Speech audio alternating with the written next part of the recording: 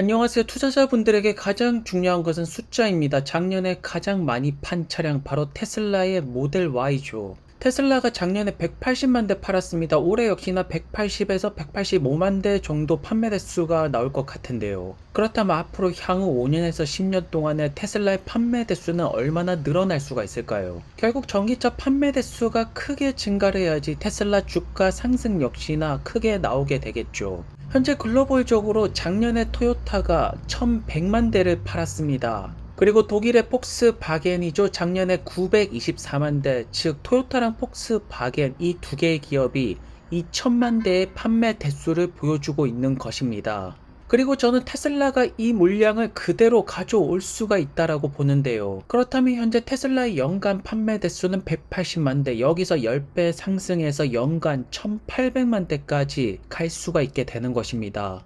그렇다면 전기차만으로도 테슬라의 주가 상승은 정말로 크게 나올 수가 있다라는 점이겠죠. 먼저 테슬라의 모델 Y가 작년에 120만 대를 팔았습니다. 그 밑으로 토요타의 RAV4가 있고 혼다의 CR-V가 있습니다. 이 물량을 그대로 테슬라 모델 Y 쪽으로 들고 올 수만 있다라면 테슬라의 판매 대수는 정말로 크게 늘어날 것이면서 매출 역시나 크게 증가를 하겠죠. 하지만 테슬라 모델 Y 단독으로 RAV4랑 CR-V를 다 데리고 오기에는 무리가 있다라는 점입니다. 여기서 포인트는 결국에는 가격이라는 점입니다. 현재 모델 Y 구매 페이지에 들어가시면 인센티브가 포함이 되지 않는다라면 47,990달러 롱 레인지 기준입니다. 그런데 여기에 인센티브랑 5년 동안에 이제 기름값 아끼는 비용 포함해서 34,490달러라고 생각을 해달라고 합니다. 하지만 결제 페이지로 가시면 49,000달러가 뜨고 이제 미국이 아닌 곳에서는 보통 이 가격대로 구매를 한다라고 볼 수가 있죠. 다만 세금 혜택을 받을 수가 있는 분들 같은 경우에는 여기서 마이너스 7,500달러가 들어가면서 42,000달러에 구매를 할 수가 있습니다. 그런데 토요타의 RAV4 같은 경우에는 시작 가격이 28,000달러입니다. 그리고 CR-V 같은 경우에도 시작 가격이 3만 달러죠. 모델 Y가 이 물량을 그대로 흡수하려면 가격이 더 내려가야 된다라는 점입니다.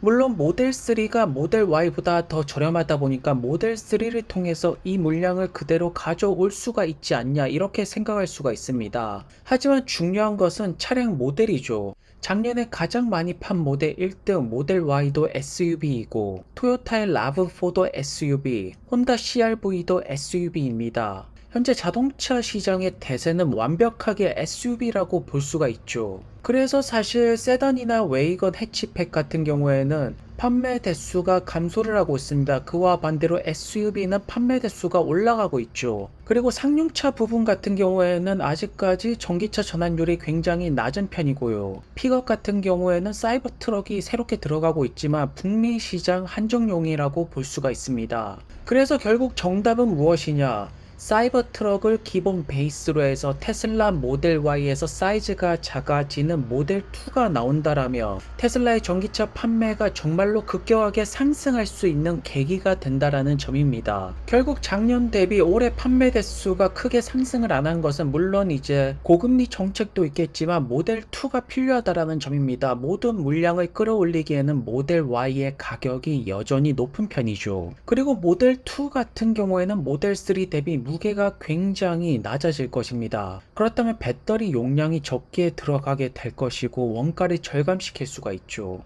사실 주행거리 같은 경우는 250마일 정도면 충분한 것이 앞으로 이제 충전성 인프라는 테슬라가 계속해서 늘려나가고 있으면서 충전 속도도 굉장히 빨라지고 있습니다. 그래서 모델 3 대비 사이즈는 줄이지만 SUV 형태는 반드시 유지하는 그러한 모습이 나와야 됩니다. 현재 모델 3 RWD가 용량이 57.5가 들어가고 롱레인지가 75가 들어간다고 합니다. 그렇다면 모델 2 롱레인지 같은 경우는 50kWh 정도로 들어가고 주행거리는 한 300마일 정도까지 충분히 늘릴 수 있지 않을까 싶습니다. 왜 모델 2가 게임 체인저가 될 수가 있으면서 테슬라의 전기차 판매를 크게 올릴 수가 있냐면 매출 원가를 정말로 줄일 수 있는 모델이 바로 테슬라의 모델 2가 될 것이기 때문입니다. 생산에 있어서 중요한 것이 두 가지 요소가 있습니다. 첫 번째가 재료값이 될 것이고 두 번째가 생산 비용이 있겠죠. 먼저 생산 비용 같은 경우에는 이제 인건비가 많이 들어가는데 옵티머스를 통해서 충분히 이 가격대를 낮출 수가 있습니다. 매출 원가를 크게 줄일 수가 있다는 점입니다.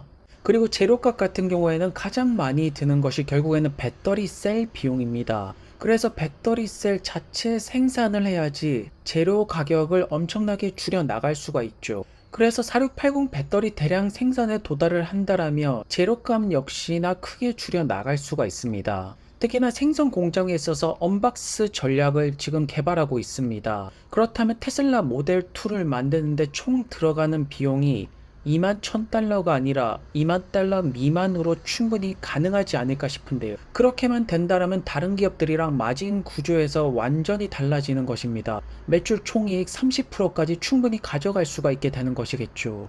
그래서 제조 관점에서만 본다라면 매출 원가를 계속해서 줄여 나가는 것이 마진 상승의 핵심 포인트가 되는 것입니다. 하지만 우리가 FSD라는 것을 생각을 해야 될 것인데요. FSD가 글로벌 릴리즈가 되고 채택률이 높아진다라면 테슬라 모델 2 판매 가격을 올릴 수가 있습니다.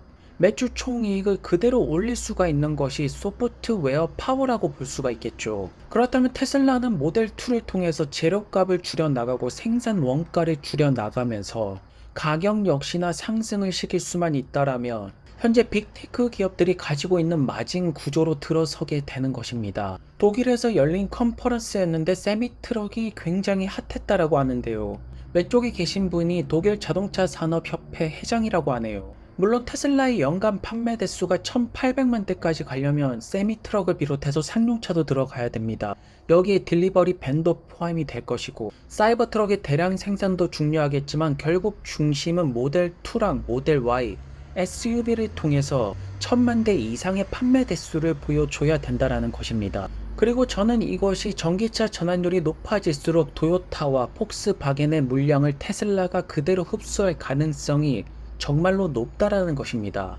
현재 슈퍼차저 같은 경우에는 계속해서 각각 국가에서 100번째, 1000번째, 250번째 많이 설치가 되고 있습니다. 이런 슈퍼차저만 보시더라도 많은 분들이 전기차 구매에 있어서 1순위로 선택하는 것은 테슬라 차량이 아닐까 싶은데요. 그리고 최근에 중국 쪽에서 테슬라 차량 판매가 꽤나 많이 올라가고 있다는 소식들이 들려오고 있습니다. 그렇다면 레거시 기업들은 어떻게 되고 있을까요? GM의 CEO죠. 메리 바라 같은 경우에는 계속해서 전기차는 우리가 리드할 것이다, 이끌어낼 것이다, 숫자랑 맞지 않는 이야기를 하고 있습니다. 모든 기업들의 CEO는 자기 자동차가 최고라고 말하고 있고 자기들의 기술력이 제일 좋다라고 말합니다. 하지만 결국 소비자들에게 선택을 받는 차량이 최고의 차량이 되겠죠.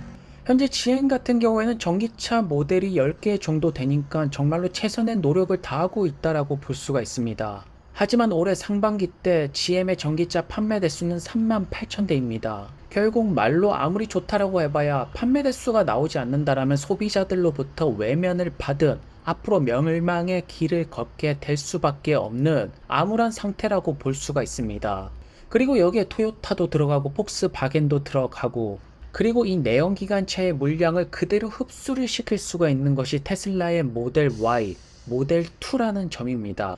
그렇다면 테슬라가 1000만 대를 넘기고 1800만 대까지 달성할 수가 있다라는 결론이 나오게 되는 것입니다. 거기에다가 레거시 기업들 같은 경우는 리콜 사태가 뜨면 빠르게 처리가 안 되고 있습니다. 그와 반대로 테슬라 같은 경우에는 리콜은 무슨 뜻입니까? 그냥 OTA 클릭 한 번으로 다 처리가 되고 있죠. 이것을 두고 우리는 기술의 격차라고 부르는 것입니다. 최근에 많은 테슬라 유저분들이 FSD에 대해서 칭찬을 하고 있습니다. 하지만 이 부분만큼은 테슬라 역시나 증명을 해야 되겠죠. 그래서 지금 테슬라 같은 경우에는 로보택시 공개 이벤트 추첨 이제 결과가 이번 주에 발표가 된다라고 합니다. 여기에 당첨되시는 분들은 정말로 행운이라고 볼 수가 있겠네요. 그리고 ASS 같은 경우에는 가동 범위가 점차 넓어지고 있다라고 합니다. 이 가동 범위가 넓어지면 넓어질수록 다른 기업들은 쫓아올 수가 없게 되는 것이고 소비자들은 테슬라의 차량을 선택할 수밖에 없다라는 것입니다. 현재 자율주행 경쟁은 계속해서 진행 중이고 머스크는 이 분야에서 압도적인 자신감을 보여주고 있습니다. 왜냐면 xAI를 보시더라도 다른 기업들보다 더 늦게 시작을 했습니다. 하지만 최고의 AI 연산 속도를 보여주는 트레이닝 센터를 만드는데 122일밖에 걸리지 않았다. 다른 경쟁자들도 꽤나 빠르게 쫓아오고 있지만 xAI만큼 빠르게 오지 못한다라고 합니다. 최근에 머스크가 자주 사용하는 단어가 있습니다. 바로 프로그레스. 전진하고 있다, 발전하고 있다, 앞으로 나가고 있다라는 뜻인데요. 여전히 많은 분들께서는 머스크가 2년 내로 화성으로 무인 우주선 5대를 보낸다. 믿지 못하고 있습니다. 전기차를 시작할 때도 같은 반응이었고 이제 테슬라 모델 Y가 글로벌적으로 가장 많이 팔리는 차량이 되었습니다. 아직까지 내연기관차 물량을 흡수하려면 더 낮은 가격대의 SUV가 필요하고 그 모델은 모델 2가 될 거라는 점입니다. 그래서 모델 Y랑 모델 2를 통해서 1000만 대 이상을 충분히 노릴 수가 있는 것이 테슬라의 가능성이라고 보여집니다. 그리고 여기에 사이버 트럭을 포함해서 세미 트럭 상용차 부분까지 포함이 된다라며 딜리버리 밴 역시나 수요가 굉장히 높습니다. 정말로 지금 연간 판매 대수의 10배 상승을 충분히 보여주지 않을까 싶네요. 오늘도 좋은 하루 되시고요. 다음 영상에서 뵙겠습니다. 감사합니다.